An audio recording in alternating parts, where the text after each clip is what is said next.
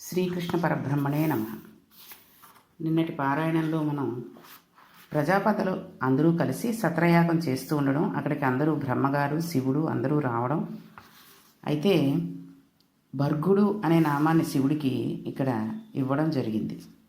అయితే ఈ యాగానికి దక్షుడు కాస్త ఆలస్యంగా రావడం, వచ్చిన తర్వాత అందరూ లేచి నిలబడినప్పటికీ అల్లుడైనటువంటి భర్గుడు లేచి నిలబడలేదు అనే ఒక కోపంతో ఉండడం వరకు తెలుసుకున్నాం. అసలు మనం ఒక్కొక్కసారి చూసినట్లయితే కొంతమంది మనకి నమస్కారం పెట్టలేదని కడుపులో కోపం పెట్టుకుంటూ ఉంటాం. అది చూడండి, ఏదో ఇంగ్లీష్లో చెప్తారు చూసారా, respect cannot be demanded, it should be given voluntarily. అది మనం నాకు నమస్కారం పెట్టు అని మనం అడగకూడదు. వాళ్ళంతటా వాళ్ళు మన పెద్దరికాన్నో మన మంచితనాన్నో గౌరవించి నమస్కారం పెట్టేటట్టుగా ఉండాలి. ఒకళ్ళని చూస్తే ఒకళ్ళకి ఏమీ తెలియకపోయినా స్వచ్ఛందంగా నమస్కారం చేసేయాలి అనిపిస్తూ ఉంటుంది. అంతేగాని ఫలానా వాడు తనకు నమస్కారం పెట్టలేదని కక్ష కట్టడం, అది సంస్కారాన్ని కోల్పోవడమే అవుతుంది. అలాగే ఇప్పుడు దక్ష ప్రజాపతి ఫలానా వాడు నమస్కారం పెట్టలేదు అని అంతమంది సభలో గుర్తుపట్టాడంటే అతడు ఎంత అజ్ఞానంతో వచ్చాడో చూడండి. ఆయన ఎంత ప్రజాపతి అయితే ఎవరికి కావాలి. ఇప్పుడు దక్షుడు అజ్ఞానాన్ని పొంది ఉన్నాడు. చాలామంది కూడా చూడండి, మన శుభకార్యాలకి అది వెళ్ళినప్పుడు, నేను ఇంతకుముందు కూడా చెప్పినట్టున్నాను, నా దగ్గరికి వచ్చి పలకరించలేదు వాడు అనుకుంటారు తప్పితే, మనమే వెళ్ళి వాళ్ళ దగ్గరికి వెళ్ళి పలకరిస్తే పోయిందేముందండి, 4 అడుగులు వేస్తే వస్తుంది. లేకపోతే వాడు చిన్నతనంలో పలకరించలేదు, మనవడో మనవరాలో లేకపోతే చిన్నపిల్లాడో అయి ఉంటాడు, తెలియక అజ్ఞానంతో పలకరించలేదు అనుకోండి, వీళ్ళే వెళ్ళి ఎలా ఉన్నావు, బాగున్నావా, అమ్మా నాన్న బాగున్నారా అని అడిగితే తప్పే ఉంటుందండి. ఇందులోకి పోయేదేం లేదు కదా. ఇప్పుడు దక్షుడు కూడా ఆ అజ్ఞానంలోనే ఉన్నాడు. ఆయన శంకరుని వంక చూశాడు. కళ్ళు ఎర్రబడిపోయాయి. క్రోధంతో సభలో ఉన్న వాళ్ళందరినీ చూసి శంకరుని చూపిస్తూ, వీడు ఎవడు అన్నాడు. అప్పుడు అందరూ ఆశ్చర్యపోయారు. అల్లుడు కదా, ఎవడు అంటాడేంటి, కాళ్ళు కడిగి కన్యాదానం చేశాడు, వీడెవడని అడుగుతాడేమిటి అని అందరూ ఆశ్చర్యపోయారు. శివుడు నవ్వుతూ కూర్చున్నాడు. ఆయనకి అర్థమైంది, నమస్కారం పెట్టలేదు కదా, కోపం వచ్చి ఉంటుంది అనుకున్నాడు. అక్కడ ఉన్నవాళ్ళు లేచి ఈయన శివుడండి అని జవాబు చెప్పారు. ఆ మాట వినేసరికి దక్షుడికి కోపం ఇంకా పెరిగిపోయింది. శివుడా అని మరల ప్రశ్నించాడు. శివుడు అంటే మంగళాలను ఇచ్చేవాడు అని అర్థం. ఆయన ఎప్పుడూ మంగళంనే చేస్తాడు. అమంగళం చేయడం ఆయనకి చేత కాదు. అసలు ఆయన అమంగళం చెయ్యడు. అందుకని ఆయనకి శివుడు అని పేరు. ఆ పేరు చెప్పేటప్పటికి దక్షుడికి కోపం వచ్చేసింది. ఆయన అన్నాడు, వీడిని శివుడు అని పిలిచిన వాడెవడు? లుప్తక్రియాకలాపుడు అంటే ఏ పని చేయనివాడు అని అర్థం. వీనికి ఏ పని ఉండదు, అలా కూర్చుని ఉంటాడు. వీడికి మానవ మర్యాదలు లేవు, దిగంబరుడు, బట్ట కట్టుకోడు, మానహీనుడు, మర్యాద లేనివాడు, ప్రచారుడు, ఎప్పుడూ మదించినవాడు ఎలా ఉంటాడో అలా తిరుగుతూ ఉంటాడు. ఉన్మత్త ప్రియుడు.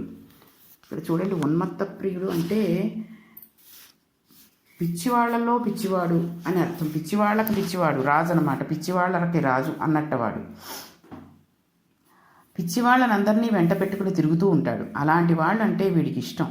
ఎప్పుడూ చుట్టూ భూతములను ప్రేతములను పిశాచాలని పెట్టుకు తిరుగుతూ ఉంటాడు.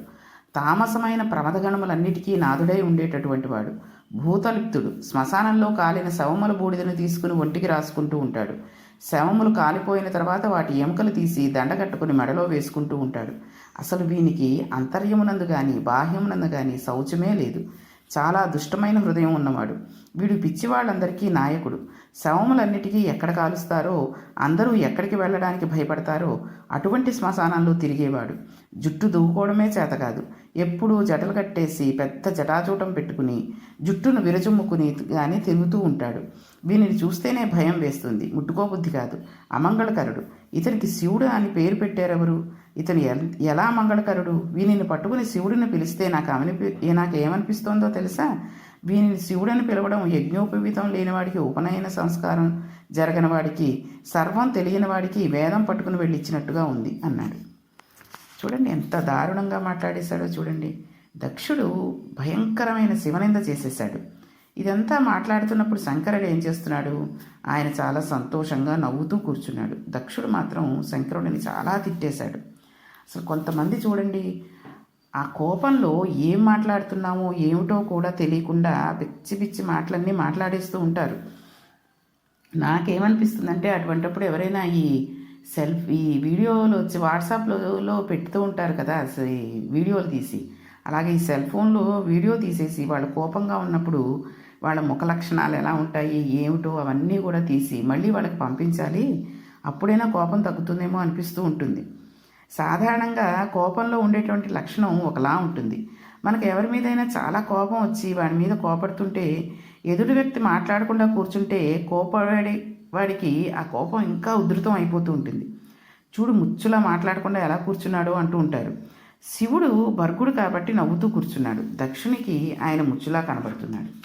ఇక్కడ మనం ఒక విషయం గమనించాలి. వ్యాసుల వారు పోతన గారు దక్షుడు పరమశివుని పట్ల క్రోధంతో చేసినటువంటి ఈ వ్యాఖ్య అంతా స్తోత్రం బైపరంగే అన్నారు.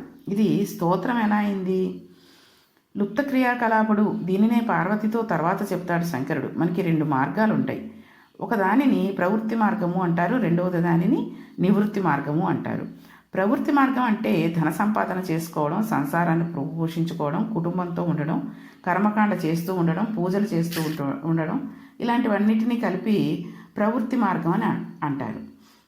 అయితే ఇది కూడా కామ్యకర్మ, తనకేదో శుభం జరగాలని చేస్తూ ఉంటారు. ఇక రెండవదైన నివృత్తి మార్గంలో తానేమీ చెయ్యడు. జ్ఞాన మార్గంలో తాను బ్రహ్మాన్ని తెలుసుకుని బ్రహ్మమే అవుతాడు. బ్రహ్మవిత్ బ్రహ్మవై భవతి. ఈశ్వరుని సర్వకాలముల యందు ఇక్కడ లోకమందంతటా దర్శనం చేస్తూ ఉంటారు.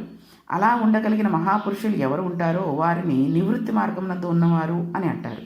వారు శరీరంతో ఉన్నవాళ్ళు నివృత్తి మార్గంలో ఉంటారు తప్ప ప్రవృత్తి మార్గంలోకి వెళ్ళరు. వాళ్ళ జీవితం చాలా గమ్మత్తుగా ఉంటుంది. ఇది సామాన్య మానవులకి అందదు. అందుకే ఎప్పుడూ నివృత్తి మార్గమునందు పతాక స్థాయికి వెళ్ళిపోయినటువంటి ఒక మహాజ్ఞానితో మన జీవితాన్ని మనం పోల్చి చూసుకుని వారిలో నడుద్దామని మనం ప్రయత్నం చేయకూడదు. నివృత్తి మార్గము చాలా భయంకరంగా ఉంటుంది. ఆ స్థాయికి వెళ్ళిన వారికి అది చాలా హాయిగా ఉంటుంది, కానీ అలా వెళ్ళని వాడు దానిని అనుకరించకూడదు. నివృత్తి మార్గంలో వెళ్ళినటువంటి మహాపురుషులను చూసి నేను ఆయనలా ఉన్నాను అనుకుంటే అది ఒక భ్రమ అయిపోతుంది. అలా ఉండకూడదు. భక్తితో అనుసరించాలి. అనుసరిస్తే మనకు ఈ జ్ఞానం వస్తే ఒక్కోనాడు మనం కూడా ఆ స్థితికి వెళ్ళిపోవచ్చు. చూడండి, రమణ మహర్షి అరుణాచలం కొండ మీద ఉన్నారు. పెద్ద మర్రి ఆకు ఒకటి కింద పడింది.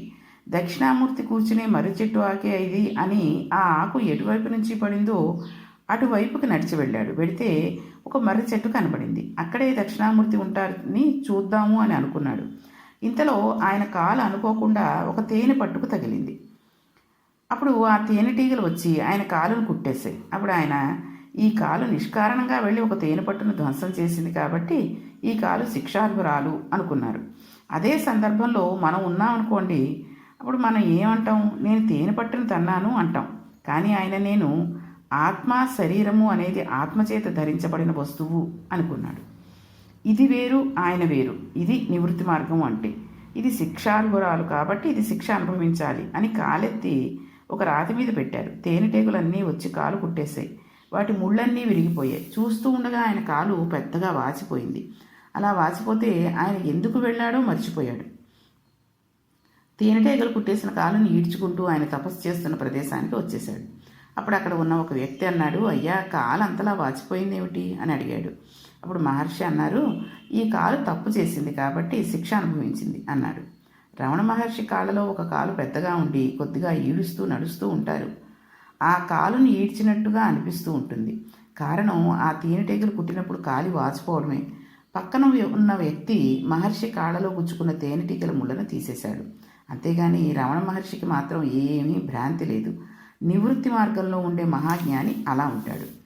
నివృత్తి మార్గంలో వెళ్ళిన మహాజ్ఞానిని అనుసరించడానికి ప్రయత్నిస్తే తేనెటీగలు కుట్టినప్పుడు శిక్ష అనుభవించాలని మనం ఎలా నిలబడగలమా? మనం నిలబడలేం. కాబట్టి జ్ఞానిని మనం అనుకరించకూడదు. జ్ఞానిని ఎప్పుడైనా అనుకరించడానికి ప్రయత్నం చేస్తే జ్ఞానం పొందడం తప్పితే ఎలా జీవితంలో మాత్రం బోర్లా పడిపోతాం. అలా చేయకూడదు. భక్తితో ప్రయత్నం చేయాలి. పరమభక్తితో ఉండాలి. ఉండగా భక్తి పడితే ఒకనాడు జ్ఞానం వస్తుంది. జ్ఞానం వస్తే మనం కూడా రమణులు ఎలా ఉండగలిగారో అలా ఉండగలం. కానీ అది వచ్చేటంత వరకు మనం రమణులను అనుకరించడానికి ప్రయత్నం మాత్రం చేయకూడదు. రమణులకి ఎటువంటి ఆ, బట్టలు కట్టుకుందామని కానీ అది కూడా ఏమీ ఉండదు. ఒక గోచి పెట్టుకున్నారంటే అది చిరిగిపోయిందంటే 2 ముళ్ళతోటి కలిపేసి కుట్టేసుకుని కట్టేసుకునేవారు. మనం అలా ఉండగలమా? ఉండలేం. ఇక్కడ ఈ ఆత్మస్థితి గతి పొందిన ఆయన రమణ మహర్షి. ఇప్పుడు శంకర దేవుడు కూడా అలాగే ఉన్నాడు. మహానుభావులు ఆత్మస్థితి గతులైన వారు అలా ఉంటారు. దక్షుడు శంకరుని మానహీనుడు అన్నాడు. కానీ ఇప్పుడు ఇది శంకరునికి నింద అయిందా, స్తోత్రం అయిందా? స్తోత్రమే అయింది. మర్యాద లేనివాడు అని నిందించాడు. మర్యాద అన్నది ఎప్పుడు ఇస్తారు? అసలు ఇంద్రియములు ఏమీ పనిచేయకుండా అంతటా బ్రహ్మమే కనపడుతున్న వాడికి రెండవ వస్తువు కనపడదు. ఉన్నది ఒక్క బ్రహ్మము. ఈ బ్రహ్మమునందు ఆయన రమించిపోతున్నాడు కాబట్టి ఇప్పుడు మర్యాద అనే మాట వర్తించదు కాబట్టి స్తోత్రం అయింది. మత్తా ప్రచారుడు అని నిందించాడు. ఎప్పుడూ ఉగ్రంగా తిరుగుతూ ఉంటాడు. ఇదొక విచిత్రమైన విషయం. బ్రహ్మజ్ఞానుల స్థితి చాలా ఆశ్చర్యకరంగా ఉంటుంది. శేషాద్రి స్వామి వారు అరుణాచలంలో తిరుగుతూ ఉండేవారు. పరమశివుని గురించి చెప్పేటప్పుడు అరుణాచలం అనుసంధానం చేస్తే ఆ నామమును విన్నంత మాత్రం చేతే పాపములు పటాపంచలవుతాయి.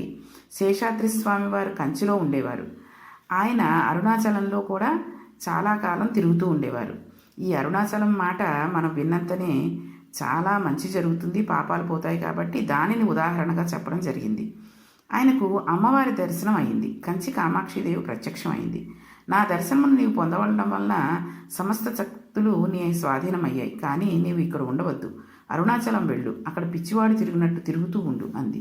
ఆయన అరుణాచలం వచ్చారు. ఆయన నడుస్తుంటే, ఆయన చూస్తుంటే ఆయన చాలా అంత ఉగ్రంగా ఉండడమేమిటి అనుకునేవారు జనాలు. అరుణాచలంలోని ఆయన సమాధిలోంచి ఇప్పటికీ శక్తి తరంగాలు ప్రసారం అవుతూ ఉంటాయి. శివుడు చూడడానికి ఉగ్రంగా తిరుగుతూ ఉంటాడు. ఆయనకు బాహ్య సంబంధం ఏమీ లేదు. ఎప్పుడూ బ్రహ్మనందు రమించిపోతూ ఉంటాడు. ఆనందంతో తిరిగేస్తూ ఉంటాడు. వెర్రి ఆనందంలో ఉన్నప్పుడు పిచ్చివాణిలా ఉంటాడు.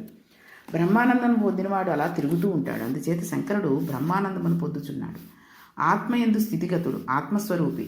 అంత పిసరు కల్తీ ఇందులో ఏమాత్రం ఉండదు.